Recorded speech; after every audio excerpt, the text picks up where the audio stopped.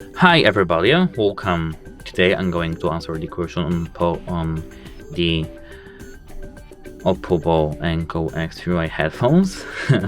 How you can easily fix the issue that earbuds automatically starts to pause or play music.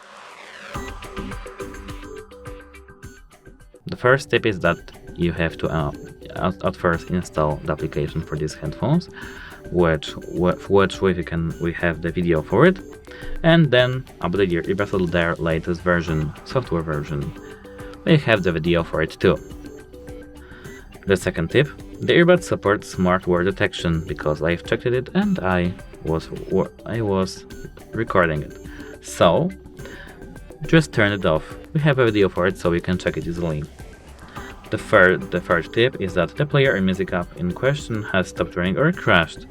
Update the music application or the player to the latest version or reinstall it and try again. The fourth tip and the last one is that just do a hard reset. So to do a hard reset, you just have to hold this button for 15 seconds. But to check the detailed version of the video, check our channel because we have a video for it.